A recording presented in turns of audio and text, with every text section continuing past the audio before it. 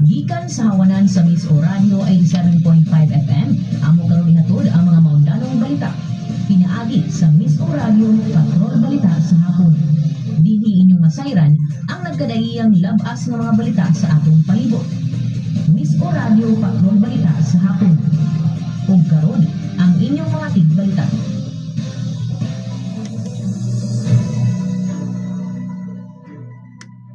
Mayong hapon, Misamis Oriental, tibok na suringon man, tibok kalibutan, nga naabot sa atong sibiyahan. Adlang Lunes karon, Mayo 11, tuig 2026. Nagapaminaw kamo sa Miss O Radio 87.5 News FM, kini yung tigbalita, Miss Or Step Berganyo alang sa Miss O Radio, Patrol Balita sa hapon. Kini man ang unang balita, karong orasa. Sa balita, sa paugnat sa Kusog.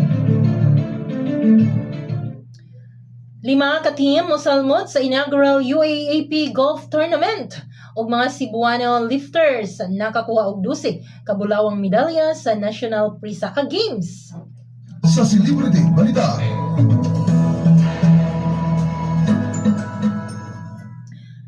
Arnold Bigafria abli sa pag-turnover sa prangkisa sa Miss Grand ug mga finalist sa Miss Universe of Philippines 2026 gikoronahan na sa ilang mga titulo.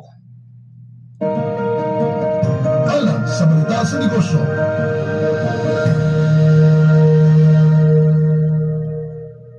Unang luxury electric 3-row SUV sa Toyota gilusad na og presyo sa kuryente giprotektahan sa ERC. Sa balita, kawas sa nasud. South Korean Airlines nagtibhang og flights tungod sa gubat sa Middle East og Indian tourist patay tulo pa na ospital man makuyapi sa usa ka cafe sa Thailand. Sa balita, sunod sa nasud.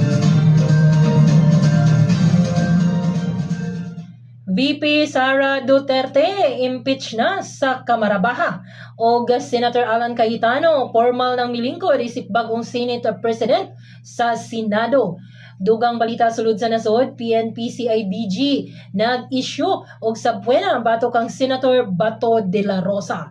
Samtang Makabayan Black gidasig si Vice President Sara Duterte nga atubangon ang impeachment complaint bato kaniya. Sa balita sa rehiyon.